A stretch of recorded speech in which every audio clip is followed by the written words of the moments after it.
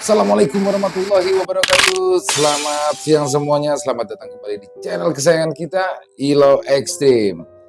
Dan semoga di siang hari ini, di hari Senin ini, teman-teman selalu dalam keadaan sehat walafiat tanpa kekurangan satu apapun. Amin amin ya robbal alamin. Dan semoga video dari kita ini bisa menambah semangat teman-teman di hari Senin ya, yang katanya orang-orang tuh I don't like Monday. Dan semoga kita selalu semangat ya di hari apapun, dan pada kesempatan yang baik ini kita akan lanjut ke part 3 Sewu Jiwo. Semakin seru dan semakin menegangkan aja ya. Jadi saya pribadi ini baru-baru tahu nih jenis pesugihan yang seperti ini nih. Kayaknya ngeri banget. Jadi pesugihan yang turun-temurun. Itu dari kakek buyutnya ya. Jadi luar biasa, dan di part ketiga ini nanti akan banyak sekali misteri yang mulai terkuak nih. Jadi teman-teman pastikan jangan sampai terlewatkan part ketiga ini. Dan buat teman-teman yang mungkin baru bergabung ya, jangan lupa diikuti dari part 1 maupun part 2 nya biar nggak bingung masuk ke dalam part 3 ini. Dan buat teman-teman mungkin yang baru bergabung, silakan bisa diklik tombol merah subscribe-nya. Jangan lupa lonceng notifikasinya juga dinyalakan agar teman-teman selalu mendapatkan notifikasi dari konten-konten yang akan kami upload selanjutnya. Untuk lelaki ekstrim kami upload setiap jam 1 siang setiap harinya. Dan sekali lagi kami ucapkan terima kasih kepada seluruh teman-teman yang sudah mengikuti ketiga channel kami, Ilo Extreme, Extreme Movie maupun Ilo Bercerita.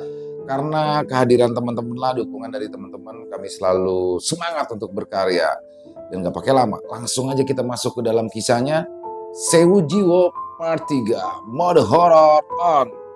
Misteri di rumah megah Pak Sukirman. Lelaki tua itu menatap Yadi tajam. Sinar matanya mencerminkan rasa iba dan juga khawatir, membuat Yadi sepersekian detik hanya terdiam sambil menatap penuh selidik. Sebelum akhirnya lelaki tua itu berkata kepada Yadi, "Pucuk kembang seriti akan menjadi pintu kematian hidupmu. Putuskan pucuk itu sebelum menjadi bunga mekar di dalam jiwa istrimu. Jangan dipakai, apalagi dimakan gebiarnya dunia yang kamu anggap bisa membuatmu bahagia.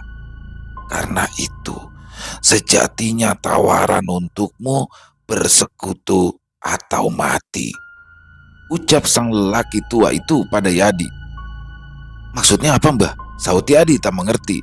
Meskipun ia tahu kalimat per kalimat, namun ia bingung dengan tujuan si lelaki tua itu berbicara seperti itu padanya. "Sebenarnya kamu sudah tahu isi dalamnya rumah Sukirman. Sudah tahu keadaan yang ada di sana, tapi tidak tahu apa isinya. Sekali lagi aku ingatkan, putuskan, kembalilah kepada Yang Kuasa. Jangan sampai kau menjadi pajangan seperti yang lainnya." Lagi, ucapan bernada nasihat dan satu peringatan terlontar dari bibir tua sang lelaki. Namun, hal itu justru malah semakin membuat Yadi bingung tanpa bisa berkata apa-apa lagi sampai sang lelaki tua itu pergi. Yadi pun hanya tertegun dengan pikirannya sendiri.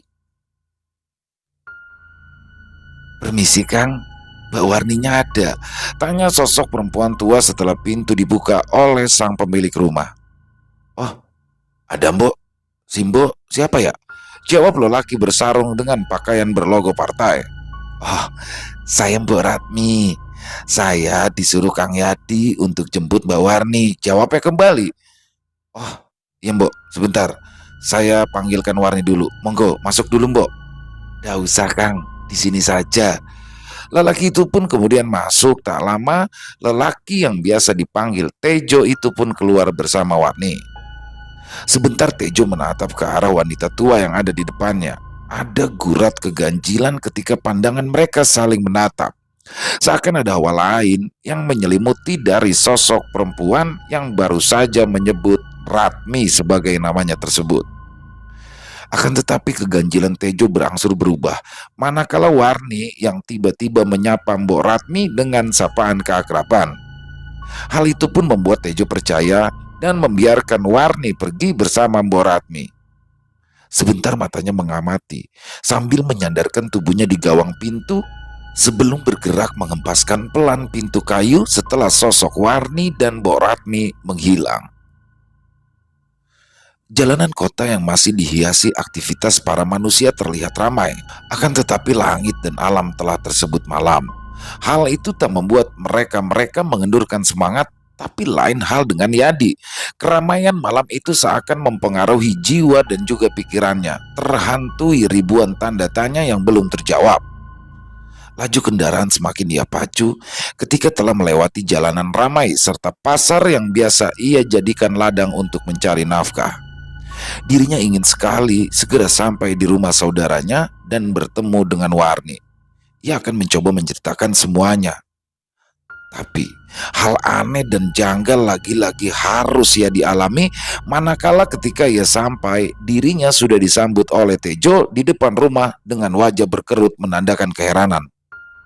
"Loh, Kang, kok balik lagi? Ada yang ketinggalan?" tanya Tejo yang masih berdiri di ambang pintu. "Balik lagi? Maksudnya gimana, Kang?" "Loh, Kang, saya mau nginep di sini sama Warni." Yadi yang belum mengerti menjawab dengan mengernyitkan kening. "Loh ya gimana sih? Tadi si Warni itu sudah dijemput. Lah katanya kamu yang nyuruh ya," jawab Tejo. Yadi bingung. Ia kemudian menanyakan hal yang sama lantaran memang Yadi sendiri tidak pernah menyuruh satu orang pun untuk menjemput Warni. "Coba susul di rumahmu. Mungkin sudah sampai mereka. Soalnya tadi yang jemput Warni itu Mbok Ratmi," katanya. Baru saja Tejo selesai bicara, dari arah dalam muncullah wanita parubaya atau istri Tejo.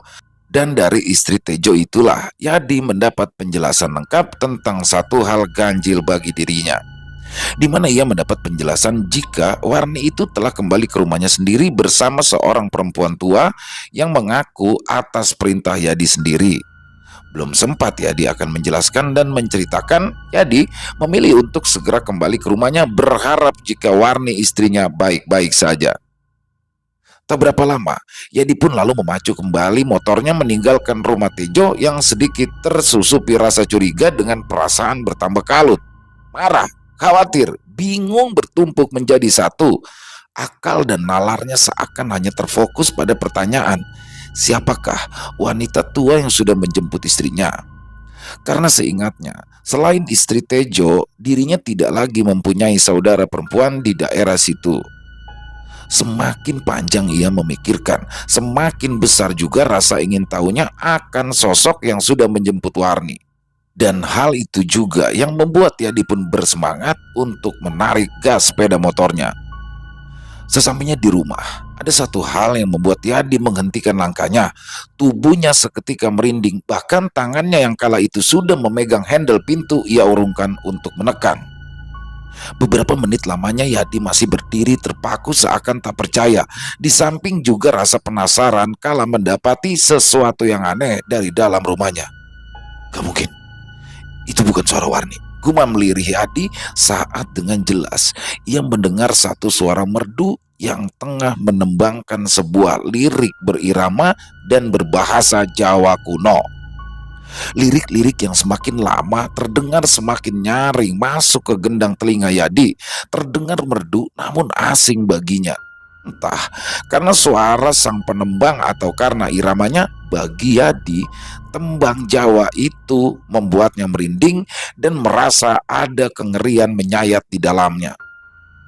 Tak berapa lama, tembang langgam Jawa kuno itu pun berhenti, menyadarkan Yadi jika dirinya telah lama berdiri di depan pintu. Tapi 3 tarikan nafas kemudian, Yadi pun kembali dibuat terkejut ketika tiba-tiba pintu terbuka dengan sendirinya. Dan bukan hanya itu saja, Yadi lagi-lagi terperanjat ketika satu suara wanita lembut dari dalam seolah seperti telah mengetahui keberadaannya. "Masuk." Untuk ketiga kalinya suara itu seperti memanggil Yadi yang masih berdiri antara ragu dan takut. Yadi pun melangkah maju. Yadi merasa seperti ada kekuatan yang terkandung dalam suara itu membuatnya tak peduli lagi dengan pintu yang kembali tertutup dengan sendirinya. Yadi pun terus melangkah, mengabaikan semerbak harum kembang yang tajam menusuk, menuruti satu kekuatan yang menarik dirinya hingga sampai di depan kamarnya sendiri. Antara terpana, terkejut, dan tak percaya, Yadi saat itu mulutnya spontan menganga, matanya melebar mendapati satu sosok wanita cantik yang tengah duduk di belakang tubuh istrinya. Sosok wanita itu sebentar menatap Yadi, kemudian mengulas seutas senyum sebelum jari telunjuknya yang lentik memberi tanda pada Yadi untuk mendekat. Lagi-lagi Yadi tak mampu menolak. Ia pun perlahan mendekat ke arah sosok wanita ayu berbalut kemben batik yang melilit sebatas dada. Kakinya pun kembali terpaku saat dirinya tinggal berjarak tak lebih 2 meteran dari sosok itu. Matanya terus menatapi wajah ayu sang wanita tanpa memperdulikan sosok Warni yang juga berada di dekatnya. Tak lama kemudian, sosok wanita ayu berselendang kuning keemasan yang tersampir di pundaknya bangkit. Tangannya yang baru saja menyisir merapikan rambut panjang Warni beralih meraih pundak Yadi. Terasa dingin dan membeku tubuh Yadi. Namun, ia tak mampu menghindar, apalagi saat wajah cantik tanpa celah sosok itu mendekat ke arahnya. Yadi merasakan seluruh persendian tubuhnya bergetar. Aku ingin istrimu menjadi pengantin dan abdiku, dan sebagai gantinya, aku akan memberikan semua yang kau mau, termasuk jika kau menginginkan diriku, bisik sang wanita lembut di telinga kiri Yadi. Tak ada reaksi apapun dari Yadi. Ia bagai seonggok patung bernyawa yang hanya mampu menatap tanpa bisa berucap. Namun, beberapa saat kemudian, naluri sebagai seorang suami tiba saja tergolak dalam jiwa Yadi. Melihat sang istri yang telah berubah bak seperti seorang ratu atau lebih tepatnya berdandan layaknya calon mempelai wanita lengkap dengan hiasan khas Jawa, membuatnya berkeinginan untuk menghampiri dan bertanya. Yadi berusaha sekuat mungkin untuk membuka mulut di hadapan sosok Warni, tapi sia-sia. Semakin ia berusaha, semakin otot urat saraf dalam tubuhnya terasa kencang dan kaku. Rasa cemas dan khawatir seketika menyeruak pikiran Yadi, kala dari arah pintu muncul sosok lelaki bertelanjang dada. Sosok itu kemudian disambut sang wanita cantik tadi sebelum duduk bersanding bersama Warni.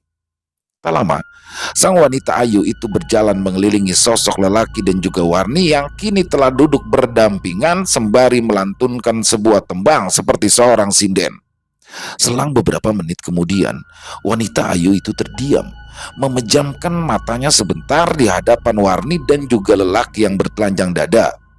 Dan saat ia kembali membuka mata, perlahan tangan halusnya melepaskan selendang dari pundak lalu meletakkan di atas kepala keduanya seraya berucap beberapa kalimat. Menyaksikan kejadian itu nyata di depan mata, Yadi pun merasakan satu kengerian sebab sosok lelaki tua yang kini duduk di sebelah lelaki muda yang bersanding dengan istrinya adalah sosok Sukirman dan Supri. Ya, Sukirman, lelaki yang ia tahu telah meninggal dunia dan baru beberapa jam yang lalu ia sempat bertemu Supri di kediamannya. Ingin sekali ia berontak guna memecah, tapi kekuatan dan tenaga di tubuhnya seolah seperti hilang tertelan pancaran mata sang wanita ayu. Sampai pada titik terakhir upacara yang Yadi belum mengetahui tujuannya, di mana sosok Sukirman membawa pergi Supri dan istri Yadi lalu melewati tempatnya berdiri. Yadi masih tak mampu untuk bergerak. Mulai saat ini, istrimu telah menjadi abdi sekaligus pengantinku. Tugasku menyambung trah Abdi Sasongko telah selesai. Dan sekarang, aku ingin menjadikan kau sebagai pengikut setiaku. Kemarilah. Mendengar ucapan lembut wanita ayu, seketika tubuh Yadi bagai tersengat aliran listrik. Ia mampu menggerakkan kaki dan juga bagian tubuh lainnya, menyahuti perintah wanita ayu dengan satu anggukan sebelum melangkah pelan mendekat. Meskipun ada bisikan di batin yang menyuruhnya untuk menolak, Yadi kemudian terduduk di tepian ranjang. Matanya tak lepas memandang wajah ayu berhias senyum merekah yang semakin menambah daya pesona sosok itu. Tak lama, Yadi pun terbaring menuruti dorongan kecil jari-jari tangan sang wanita yang telah berposisi di atas tubuh Yadi. Kapan persisnya Yadi tak tahu. Ia hanya tahu bila kini tubuhnya serta sang wanita sudah tidak terbungkus apa-apa. Sebelum sesuatu hal sakral lebih jauh terjadi, diawali dengan satu bisikan menyentak kuat dalam batin, tiba-tiba saja dari tubuh Yadi seperti mengeluarkan sesuatu yang menghantam dan mendorong tubuh sosok wanita ayu hingga terpental lalu jatuh dari atas ranjang. Tepat di saat itu Yadi pun tersadar. Ia buru-buru mengenakan kembali pakaiannya, segera melompat dari ranjang, berdiri menjauh dari sosok wanita yang sedang meraung kesakitan setelah jatuh terjengkang oleh kekuatan yang Yadi sendiri belum tahu asalnya. Sejenak suasana dalam kamar dirasa panas oleh Yadi, berbanding terbalik dengan keadaan beberapa menit yang lalu. Sama halnya dengan yang terjadi pada sosok wanita itu. Jika di awal Yadi merasa terpesona akan paras dan juga wangi tubuhnya, kini sebaliknya. Tak hanya rasa takut, rasa jijik teramat sangat juga langsung menghinggapi perasaan Yadi, yang mana ia melihat perubahan wujud sosok wanita itu, di mana sekarang Yadi melihat sosok tua berambut acak-acakan, berbau anyir busuk berasal dari kulit wajahnya yang mengelupas dan mengeluarkan lendir. Tapi yang paling membuat Yadi seketika menggigil ketakutan adalah dari perubahan sosok itu. Dua bibirnya yang menganga lebar serta bola mata putih rata tanpa setitik hitam pun menempel. Rupanya dugaanku benar. Kau bukan saja getih tutupan, tapi juga mempunyai tali wongso, ucap sosok wanita yang kini telah berubah mengerikan dengan suaranya yang berat. Siapa? Siapa kamu sebenarnya? Jawab Yadi ketakutan. Mendengar pertanyaan Yadi, sosok wanita itu tertawa nyaring, memperlebar mulutnya yang tak berahang. Kemudian perlahan tubuhnya bangkit melangkah setengah terhuyung mendekat ke Yadi. Kau tak perlu tahu siapa aku, tapi yang harus kau tahu bahwa dari darahmu itu yang akan melanggengkan Trasa Songko Jati pada sang ratu. Dan perlu kau ingat, meskipun aku tak bisa menguasaimu, namun istrimu tak akan bisa selamat. Hanya ada dua pilihan bagimu, bersekutu atau mati, jawab sosok wanita bergaun putih lusuh tegas dan diakhiri suara tawa melengking. Mendengar penuturan sosok itu, Yadi pun terhenyak semakin ketakutan. Apalagi ketika ia mendengar lengkingan tawanya semakin mengeras, mendadak tubuhnya goyah, telinganya terasa berdengung begitu sakit hingga membuatnya roboh ke lantai dan melihat hanya gelap di sekitarannya. Sebelum matanya tertutup rapat, ia sempat melihat samar kemunculan 4 sosok hitam berambut panjang menyapu lantai. Keempat sosok itu membawa dan memikul sebuah keranda kayu berukir tanpa penutup. Mereka pun kemudian memapah serta menaikkan sosok wanita tua berbola mata putih rata ke dalam keranda dan segera pergi meninggalkan kamar. Dan dirinya yang terkapar sendiri tanpa daya. Rintihan lirih mengawali kesadaran Yadi. Matanya perlahan terbuka, memandang terang keadaan dalam kamar yang tertembus paparan sinar penguasa langit di kala siang. Terasa ngilu dirasakan Yadi pada beberapa bagian tubuhnya, membuatnya pun menunda untuk bangkit dari ranjang.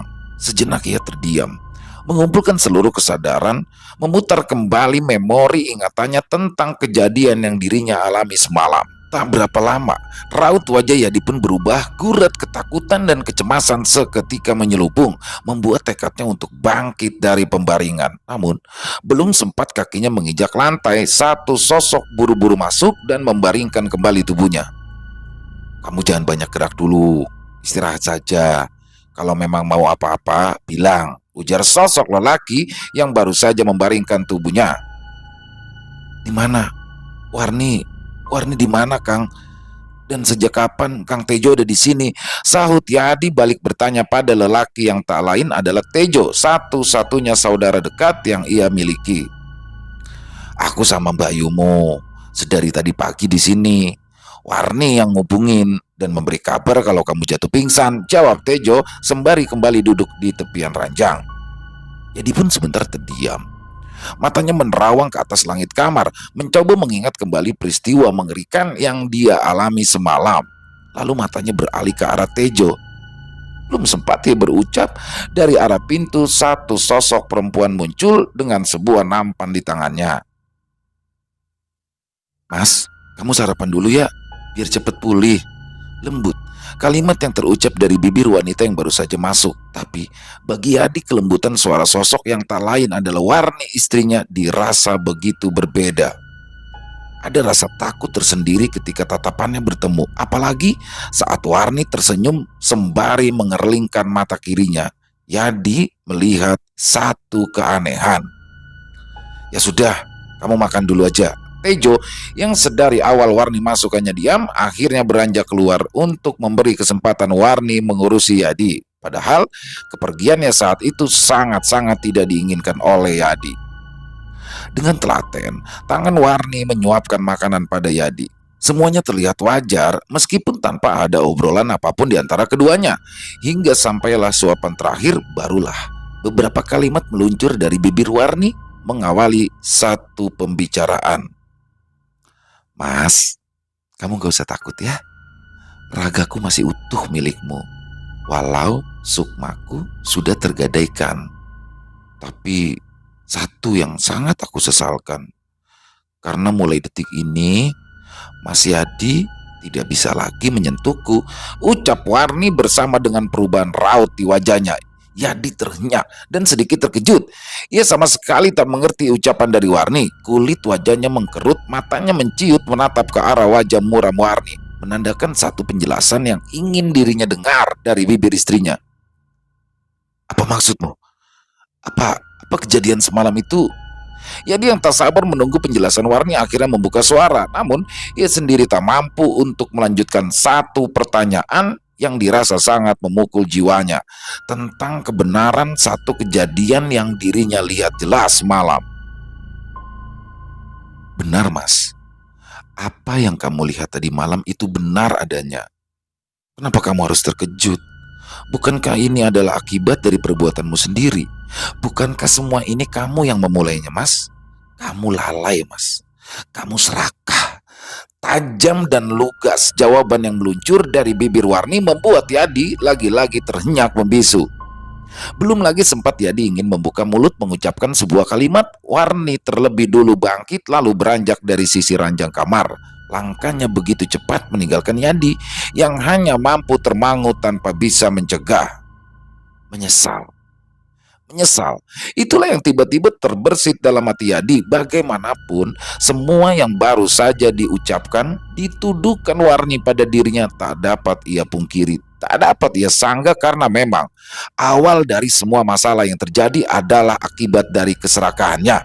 Memikirkan hal itu membuat Yadi terseduh, terisak dan menangis tertahan. Batinnya mencoba memberontak, menolak semua yang terjadi, tapi sekali lagi semua sudah terlambat. Waktu terus bergulir, kegarangan sang surya yang menguasai langit beberapa jam lamanya tampak mulai meredup. Sinar kuasanya yang mampu menerangi alam raya terlihat memudar, apalagi ketika gumpalan awan-awan hitam mulai muncul meneror membuat pantulan cahaya kian meredup dan tertutup, membuat suasana baru di jagat berpenghuni manusia. Hal yang sama tengah dirasakan oleh Yadi. Siratan mendung menggumpal terlihat dari pancaran bola matanya. Meski tubuhnya mulai pulih, tapi jiwanya kini yang gelap tanpa cahaya. Selagi ia duduk meratap dalam diam di sudut kamar, dua langkah kaki pun terdengar menghampiri dari ruang depan, lalu berhenti sebentar di depan pintu. Sebelum akhirnya mendekat setelah salah satu pemilik langkah itu menyapa sebelumnya, Tejo, dan seorang lelaki tua berkopiah lusuh yang datang menghampiri. Keduanya kemudian duduk di sisi kanan dan kiri tanpa meminta izin dahulu pada Yadi. Tak lama, Tejo yang berada di samping kiri pun menepuk pelan pundak Yadi, mengangguk sebentar sebelum memberikan isyarat agar dirinya memalingkan wajah guna melihat sosok lelaki tua yang berada di samping kanannya. Jangan kamu sesali, Nak Yadi. Kamu memang sudah ditandai sejak lama. Oleh karena itu, sekarang yang harus kamu lakukan adalah melawan. Sebab itu akan bisa menyelamatkan banyak nyawa, ucap sang lelaki tua seraya menatap lekat ke Yadi. Maksudnya apa mbah? Dan apa yang sebenarnya terjadi dengan diri saya? Tanya Yadi bingung. Kau adalah orang yang sangat diinginkan oleh keluarga Sukirman. Karena hanya dengan wadal darahmu mereka bisa meneruskan persekutuan dengan penguasa jagat petang. Terang sang lelaki tua mulai menjelaskan. Saya benar-benar tidak mengerti, Mbah. Dan Kang Tejo, apa juga tahu dengan yang saya alami? Tanya Yadi berpaling kepada Tejo. Maaf ya, aku sudah tahu tentang semua ini dari Warni. Dia yang sudah bercerita, jawab Tejo pelan. Kali ini Yadi terdiam, pikirannya melambung pada sosok Warni yang terakhir dirinya lihat dan sempat berbicara tadi pagi. Warni, sekarang kemana Kang? Tanya Yadi. Untuk sementara waktu, biarkan dia tinggal di rumahku bersama Mbak Yumu. Nanti kalau sudah waktunya ya dia akan pulang, jawab Tejo menjelaskan. Bah, saya benar-benar tidak tahu bila akibat dari mengambil uang milik Pak Sukirman itu bisa berakibat seperti ini. Saya menyesal, Mbak, ujar Yadi kembali mengungkapkan penyesalannya. Dan tadi, apa yang Mbah maksud bila saya ditandai darah saya serta menyelamatkan banyak nyawa? Saya benar-benar tidak mengerti, Mbah, sambung Yadi dengan suara yang mulai terdengar parau. Nah Yadi, sudah saatnya kamu harus tahu, kamu itu adalah getih penutup, orang yang bisa menjadi media sambung sebuah persekutuan antara manusia dan iblis.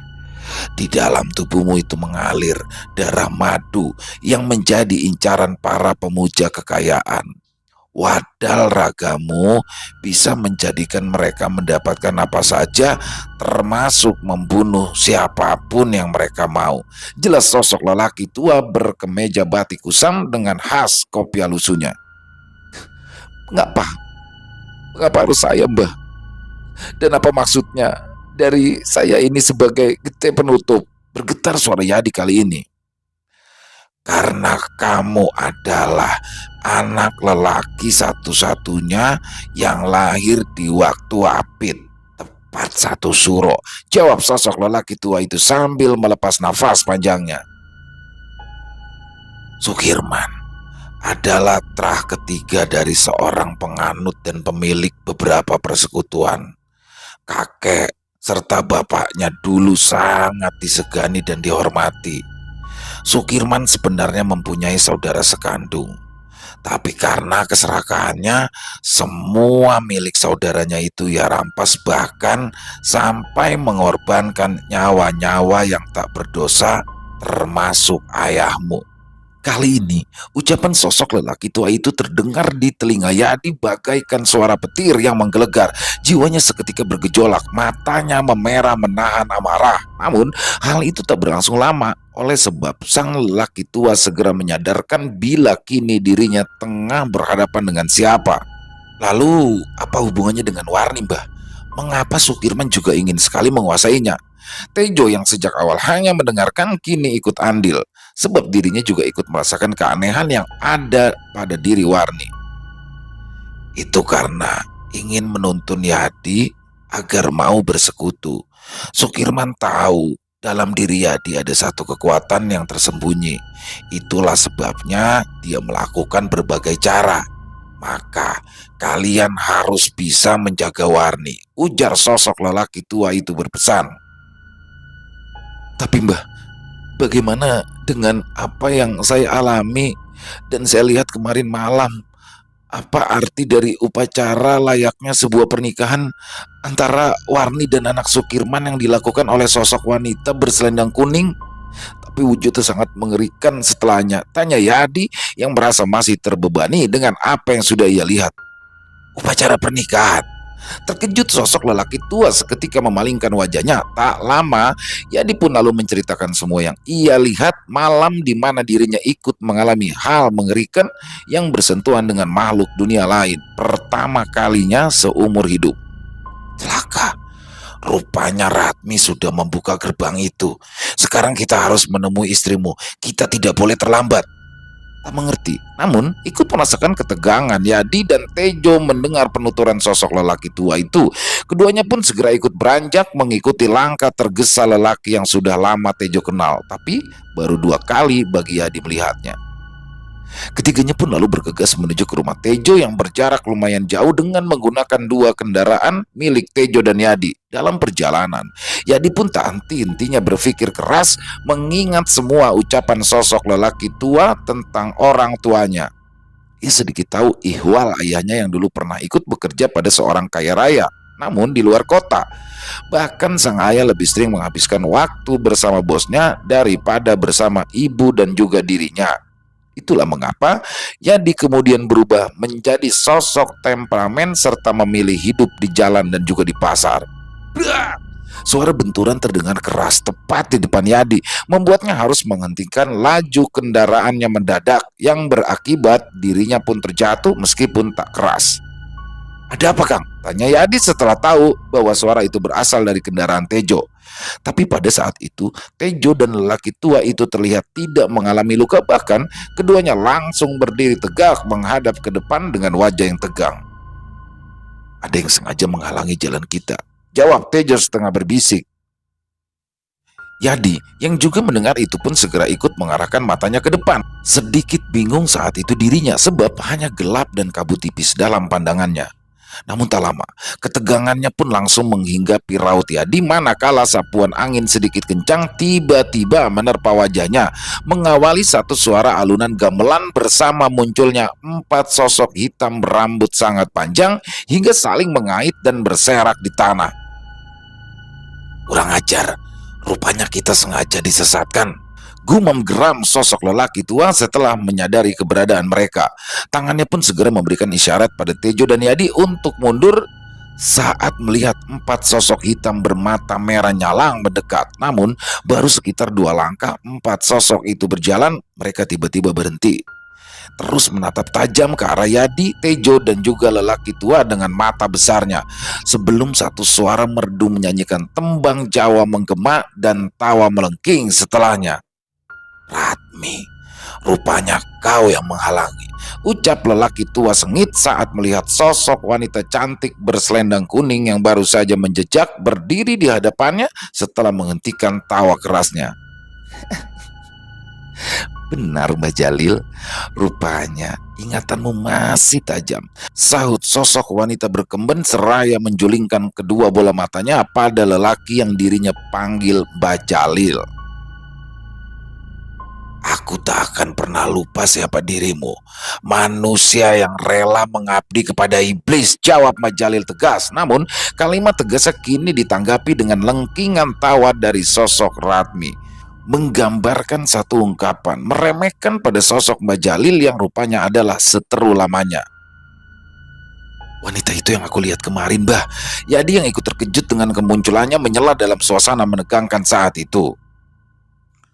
"Dia adalah salah satu penjaga Trah Sukirman. Dia juga yang menjadi gerbang utama tameng sosok seorang ratu yang menjadi sesembahan keluarga Sukirman. Dan wanita iblis inilah yang telah membunuh seluruh keluarga Andara termasuk ayahmu," terang Mbak Jalil setengah bergumam. "Mbak Jalil, aku harap kau jangan ikut campur urusan ini. Sayang sekali kalau nyawa tua selembar di tubuh rentamu itu harus lenyap sebelum waktunya." Nyaring suara sosok Ratmi dibarengi tawa sinis membuat siapapun yang mendengar akan bergidik ngeri, tak terkecuali Yadi dan Tejo. Sedangkan Mbah Jalil terlihat hanya diam sembari menatap tajam seperti tengah mewaspadai sesuatu yang akan terjadi. Di saat ketegangan mulai hampir memuncak, tiba-tiba Ratmi yang sudah bersiap dengan 4 sosok makhluk mengerikan di belakangnya beringsut mundur seraya mengibaskan selendang kuningnya. Seketika suasana yang tadinya terang berubah menjadi gelap. Hal itu sebentar membuat heran Yadi, Tejo, terutama Mbak Jalil. Mereka tak mengerti mengapa dengan mudahnya Ratmi menghadang dan juga cepat menghilang. Tak berapa lama, kecemasan tiba-tiba menyirat pada raut wajah Mbak Jalil. "Cepat, cepat, Kita harus menemui istrimu. Ini adalah tipu muslihat Ratmi dan iblis junjungannya, teriak Mbak Jalil ketika sadar akan sesuatu yang salah dengan keadaan itu. Yadi dan Tejo pun ikut tersadar setelah tahu lokasi tempat mereka saat itu bukanlah sebuah jalan raya yang mengarah ke rumah Tejo, melainkan sebuah lahan kosong berpagar kawat dengan tumbuhan ilalang setinggi lutut. Mereka pun akhirnya bisa keluar dari tempat itu. Beberapa menit kemudian, kembali melaju di jalan hitam beraspal dengan keadaan terburu. Yadi yang berada di belakang hanya bisa mengikuti dengan sabar kendaraan Tejo. Meskipun perasaannya diliputi kecemasan luar biasa, namun ia pasrah menuruti semua pesan dan isyarat dari Mbak Jalil. Hampir 50 menitan mereka menempuh jalanan yang mulai tampak lenggang. Mereka pun akhirnya sampai di sebuah rumah berdinding tembok dengan dominan cat warna putih dan hijau. Walau terlihat antar rumah saling berdekatan, tapi saat mereka tiba, keadaan sekeliling dan rumah Tejo tampak sepi. Tejo yang sudah memarkirkan sepeda motornya di halaman tak berpagar segera berjalan cepat menuju ke arah pintu. Tak lama, Yadi pun segera menyusul, hanya Mbak Jalil yang tidak mengikuti. Ia hanya berdiri tegak sambil mengedarkan pandangannya ke sekeliling luar rumah Tejo. Sedetik, 2 detik hingga puluhan detik berlalu dalam hening. Panggilan dan ketukan yang dilakukan Tejo tak mendapati sahutan apapun dari dalam, membuat dirinya dan Yadi semakin gelisah penuh kecemasan. "Kang, dobrak saja pintunya," seru Yadi yang semakin tak sabar. "Tunggu dulu ya, aku coba ketuk jendela kamar Mbak Yumo." Tejo yang masih sedikit bersabar segera berlalu melangkah menuju ke sisi rumahnya. Ia berharap ada sang istri yang tertidur di kamar lalu terbangun dengan ketukan di jendela. Tapi lagi-lagi usahanya nihil tanpa hasil. Meskipun berpuluh-puluh kali tangannya mengetuk jendela kayu dan sedikit keras suara panggilannya, tetap tak ada sahutan dari dalam. Tejo terus saja masih berusaha. Ia kembali berjalan menuju ke arah belakang, mengetuk tiap jendela dan pintu, sembari terus memanggil nama Giah, istrinya. Hingga tibalah dirinya di belakang, tepat di depan pintu yang terbuat dari papan bersusun berdiri. Telinganya tiba-tiba mendengar suara alunan irama tembang macapat. Tak hanya suara merdu seorang wanita saja yang didengar oleh Tejo saat itu, tapi satu aroma wangi bunga Kamboja pekat seketika terasa penuh menjejali indera penciumannya hingga menyesakkan dada. Ragu, mulai sedikit takut menghinggapi jiwa Tejo, namun demi memastikan, akhirnya ia pun memberanikan diri untuk melihat ke dalam ruang belakang rumahnya melalui celah-celah pintu. Jelas, sangat jelas apa yang bisa ditangkap oleh penglihatan Tejo. Meskipun hanya dari celah tak lebih selebar sebatang rokok, tapi semua isi di dalam ruangan yang biasa dirinya gunakan sebagai tempat bersantap sangat terlihat terang. Tak sampai 1 menit Tejo mengintip, ia pun lalu memilih mundur, setengah berlari meninggalkan tempat itu dan kembali ke depan. Sesampainya, sebentar ia mengatur nafas sebelum berbicara singkat pada Mbak Jalil dan Yadi yang sudah berdiri menunggu. Dan tak lama kemudian ketiganya segera melangkah beriringan menuju ke arah belakang, ke tempat di mana Tejo melihat sesuatu yang aneh dan sangat menakutkan. Brak, brak. Keras suara dobrakan dan juga hempasan pintu kayu setelah diterjang paksa oleh kaki Yadi. Setelahnya, satu pemandangan di bawah redup sinar lampu bulat yang menggantung membelalakan mata Yadi dan Tejo. Walaupun di awal Tejo sudah sempat menyaksikan, tapi tetap saja jiwanya terguncang. "Giah!" seru Tejo tertahan. Panggilannya bersamaan dengan suara Yadi yang menyebutkan nama Warni, di mana saat itu antara Tejo dan Yadi sama-sama terkejut mendapati istri mereka dalam ruangan dengan keadaan yang berbeda. Satu sisi, Tejo terlihat panik kala melihat Giah, istrinya, sedang terduduk menyandar pada dinding dengan mata yang terpejam serta wajah yang terlihat pucat. Di sisi lain, dirinya juga merasakan ketakutan kala menyaksikan keadaan Warni yang sedang duduk menghadap tumpukan bunga Kamboja di atas meja. Yadi yang saat itu ingin mendekati Warni tertahan tarikan di lengan oleh tangan Mbak Jalil. Mau tak mau ia menurut, menahan rasa ingin tahu dengan apa yang sudah dilakukan Warni istrinya. "Kalian sudah tidak mempunyai hak pada anak ini. Berani memaksa, akan hilang nyawa-nyawamu. Berat dan tegas suara Warni terdengar. Wajahnya tak berpaling, tangannya masih sibuk dengan untaian bunga kamboja dan menyuapkan ke dalam mulutnya. Setiap kali mulutnya mengunyah, selalu ia barengi dengan sebuah tembang merdu terdiam ketika menelan kunyahan bunga kamboja. Jelas bagi Yadi, bila sosok di depannya itu bukanlah Warni istrinya. Ia yakin jika Raga Warni tengah dalam penguasaan sesosok makhluk mengerikan, terbukti dari kilat tajam matanya yang baru saja tersorot ke arah mereka bergantian.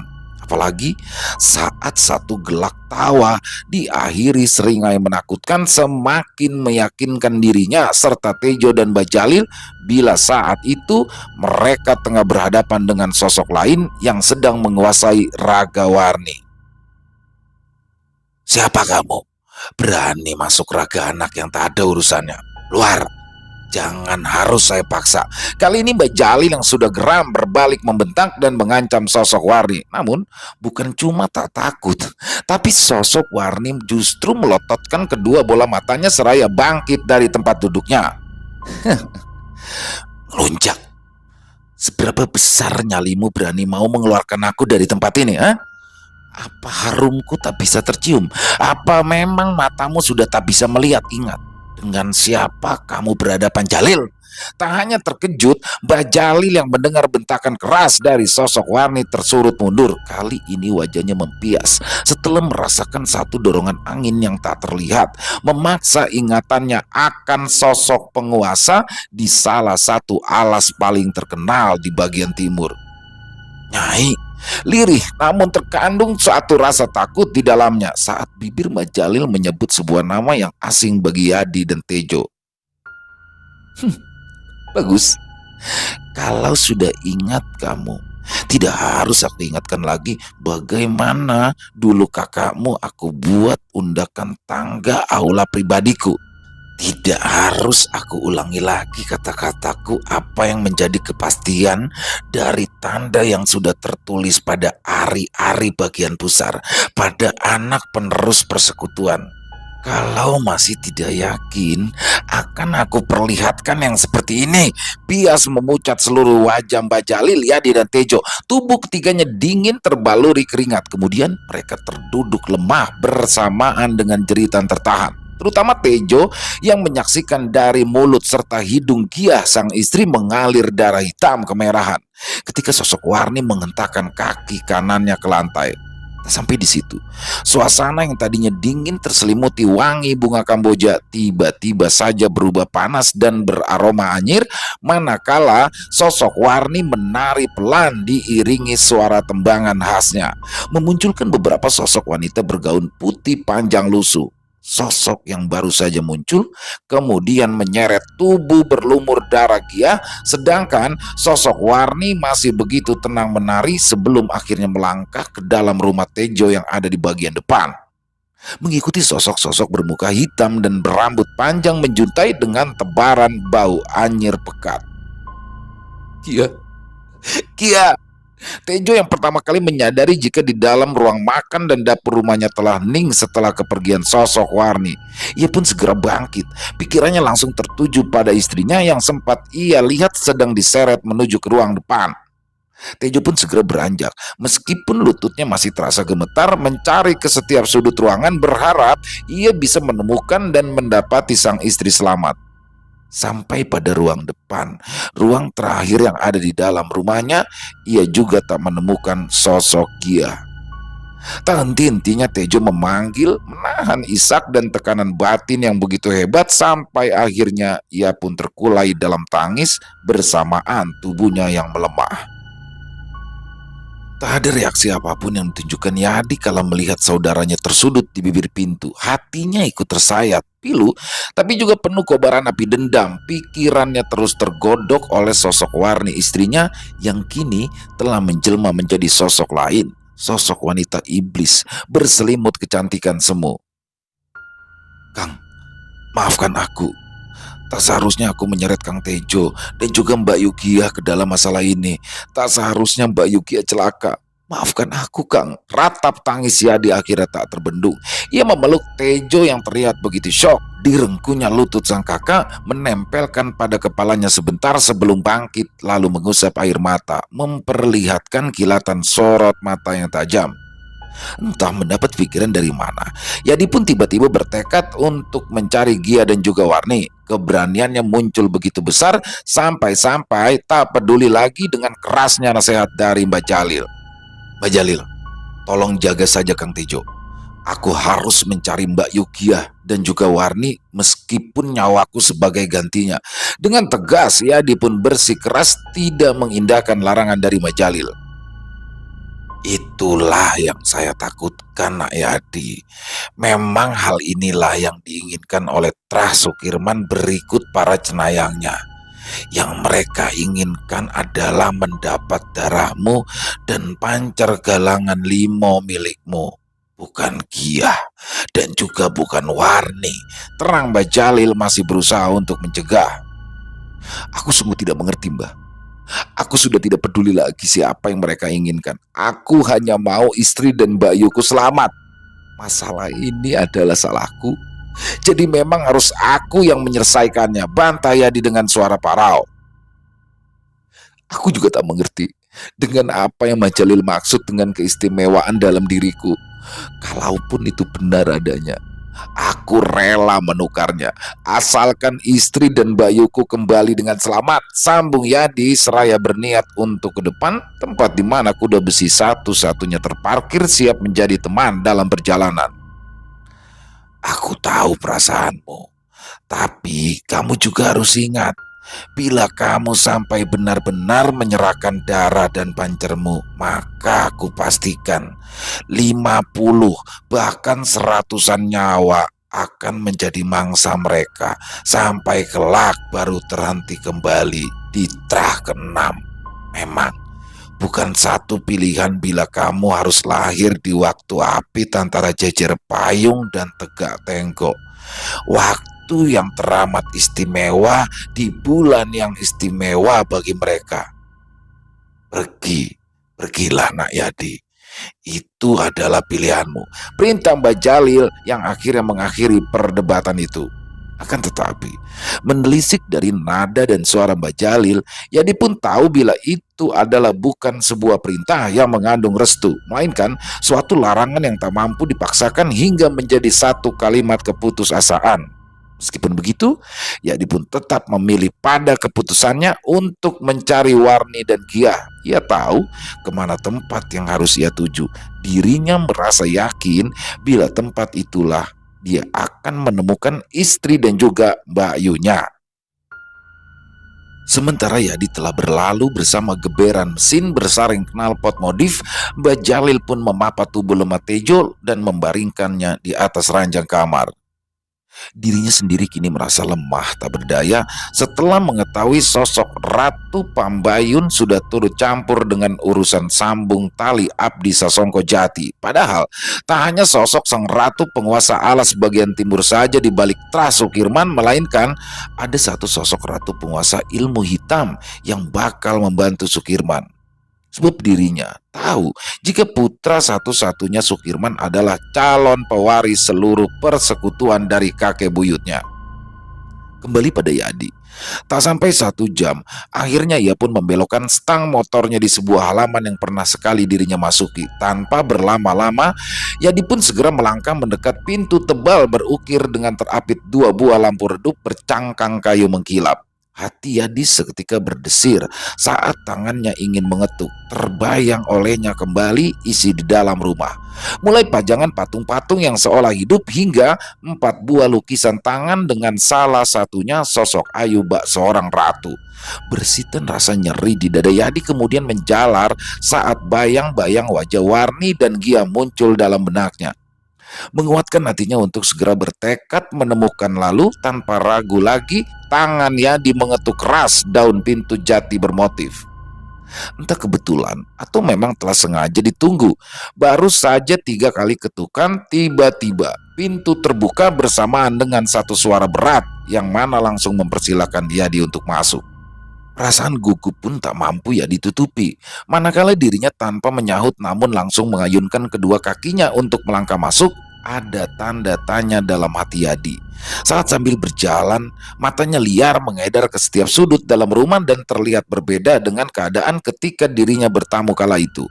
Hal aneh pertama yang menarik perhatiannya, tak terlihat satu pun pajangan patung-patung berjejer seperti yang dirinya lihat dan hafal letaknya. Sebelum menuju ke arah satu ruangan besar, Yadi sempat menghentikan langkahnya untuk menapaki 3 undakan tangga lantai yang akan menuju ke sebuah ruangan besar mirip sebuah aula. Namun, ketika satu suara berat itu kembali terdengar mempersilahkan, Yadi seperti merasakan satu kekuatan yang meringankan kakinya. Lembab.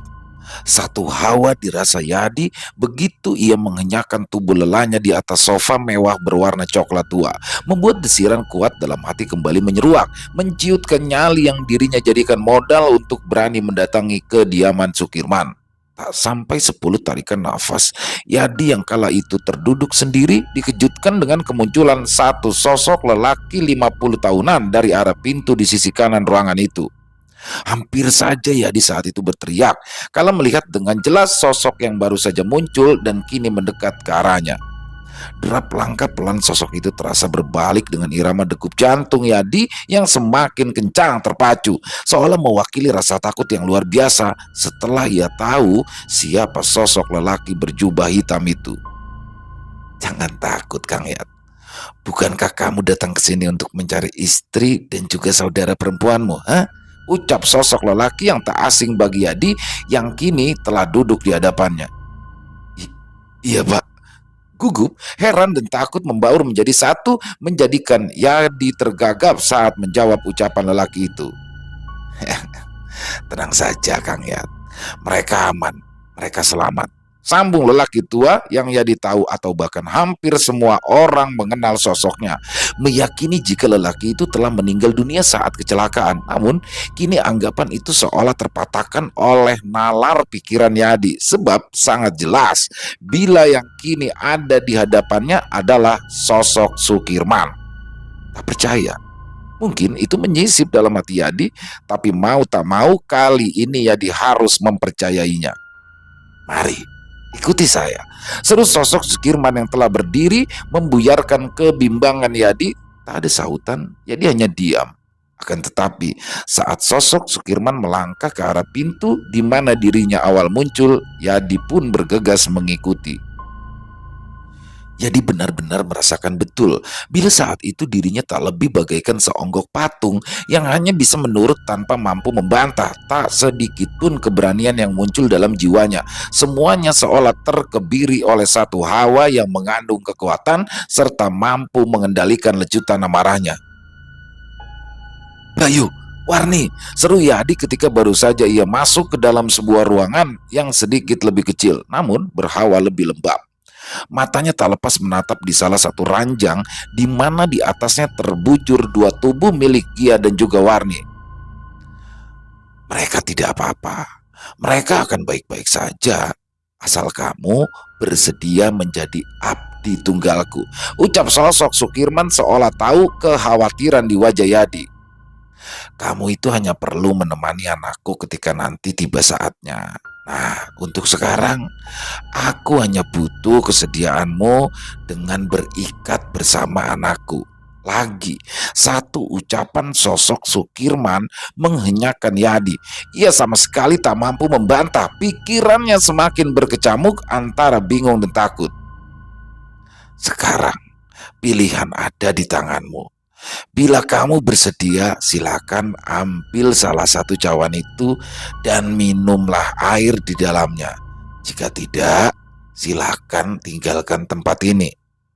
Belum sempat mampu berkata apapun, Yadi pun kembali dihadapkan 2 pilihan, di mana di setiap pilihan yang bakal dirinya ambil, ia merasakan satu beban yang teramat berat. Yadi pun memberanikan diri untuk melangkah. Sebelum menentukan pilihan, ia mendekat ke arah sebuah ranjang lebar berkasur empuk terbalut kain putih. Tempat di mana tubuh Gia dan juga Warni terbaring tanpa selimut, berjejer dengan mata terpejam. Tak lama, ia pun mengalihkan pandangannya ke arah sisi sebelah kiri ruangan itu, menatap lekat pada sebuah kursi goyang dengan seseorang di atasnya. Yadi akhirnya memilih mendekat ke arah meja yang terletak tepat di hadapan seorang lelaki di atas kursi goyang itu. Meski belum jelas wajah dari sosok itu, namun dalam benak Yadi seperti mengenalinya.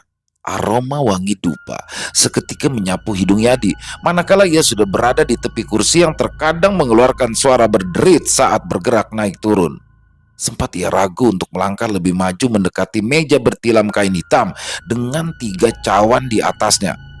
Sejenak ia memalingkan wajah, melihat sebentar ke arah sosok Sukirman yang menyungkingkan senyum tipis, sebelum akhirnya ia meneruskan maju dan meraih salah satu cawan berwarna kuning keemasan. Wangi dan terlihat kental isi air di dalam cawan yang sudah dalam genggaman tangan Yadi. Matanya melirik ke arah sosok lelaki yang berada di kursi sebelum menuangkan air cawan ke mulutnya. Tiba-tiba tubuh Yadi seperti terhentak kala air dalam cawan itu masuk ke dalam mulut lalu mengalir menuju ke dalam perut. Hal itu bersamaan dengan berhentinya gerak kursi yang bergoyang dan terdengarnya satu lenguhan seolah menjadi sebuah isyarat atau terdapat satu ikatan batin antara air yang sudah terminum Yadi dengan diamnya sosok di kursi. Tidak berapa lama setelah Yadi menguasai pikirannya, ia pun melihat sebuah senyum dari bibir sosok lelaki yang pernah menemuinya 2 hari yang lalu di rumah yang sama. Senyum itu terus mengembang, menggema santero lingkup ruangan, beriringan dengan lebatnya kepulan asap putih beraroma menyengat dari terbakarnya puluhan biji dupa yang berada di bawah kursi. Tubuh Yadi seketika terasa menggigil saat sosok yang dirinya tahu adalah anak tunggal Sukirman meraih salah satu dari 2 cawan berisi air yang tersisa lalu meminumnya. Tak hanya itu, Yadi pun merasakan hawa panas menyergap dadanya ketika dengan lahap sosok anak Sukirman itu menyantap aneka bunga warna-warni di atas meja. Gelak tawanya terus menggema setelah menelan kunyahan bunga tanpa memperdulikan keberadaan Yadi, hingga akhirnya Yadi memilih mundur melangkah menjauhi sosok itu. Sesaat suasana terasa hening kalau sosok lelaki itu berhenti. Setelah menghabiskan aneka bunga satu tampik kuning berukuran sedang, sosok itu kemudian berjalan mendekat ke arah Sukirman yang berdiri tak jauh dari tempat Yadi. Kemudian sosok berperawakan kekar dengan wajah yang pucat pasi membungkuk serta bersujud di kaki Sukirman. Kepalanya sebentar menempel di lantai sebelum terangkat kembali dan menengadah ke atas. Saat itu tak ada satupun yang dimengerti oleh akal naluri Yadi tentang apa maksud tujuan dari semua yang ia alami dan saksikan. Ia hanya menyadari jika yang telah dirinya pilih adalah salah. Namun hal itu ia lakukan dengan berkeyakinan demi sebuah penyelamatan, meskipun ia sendiri belum tahu pasti apa yang bakal terjadi selanjutnya. Jadi pun akhirnya sedikit berlega hati setelah Sukirman memberinya izin untuk meninggalkan tempat itu. Ia pun segera bergegas keluar, ingin segera mengetahui kalimat janji dari mulut Sukirman yang menjamin keselamatan Gia dan juga Warni istrinya. Dirinya kini tak peduli lagi dengan hawa lembab rumah itu, tak peduli lagi dengan puluhan pasang mata yang mengawasi setiap celah saat dirinya melangkah, serta tak lagi mengindahkan suara-suara wanita menembang yang disertai alunan gamelan. Ketika tubuh dan kakinya telah menginjak halaman berumput tipis di depan rumah mewah milik Sukirman, Yadi segera menghidupkan kendaraannya, menarik tuas gas dan buru-buru meninggalkan kediaman Sukirman. Tempat pertama yang ia tuju bukan rumahnya sendiri, melainkan rumah Tejo. Ia ingin memastikan bahwa Gia benar-benar telah selamat seperti yang sudah dijanjikan oleh Sukirman setelah dirinya menuruti semua syarat ikatan perjanjian. Satu hal aneh sebenarnya dirasakan Yadi ketika dalam perjalanan atau tepatnya saat ia keluar dari gerbang halaman rumah Sukirman. Ia merasakan betul jika ada sesuatu yang sedang mengikuti dirinya. Perasaan itu semakin diperkuat dengan bau wangi yang terus saja tercium sepanjang perjalanan, dan tak lama keyakinannya terbukti saat dirinya baru sampai di halaman rumah Tejo. Dari 2 buah kaca spion kendaraannya Matanya melihat jelas sesosok wanita berkebaya merah berdiri di belakang, tengah menatapi dirinya dengan tatapan dingin. Belum sempat Yadi mendekati pintu, tiba-tiba saja suara gebrakan mengejutkannya. Brak! Cepat masuk! Seraut wajah tua milik Mbak Jali langsung menghias di depan pintu menyambut Yadi. Selesai. Wow, luar biasa.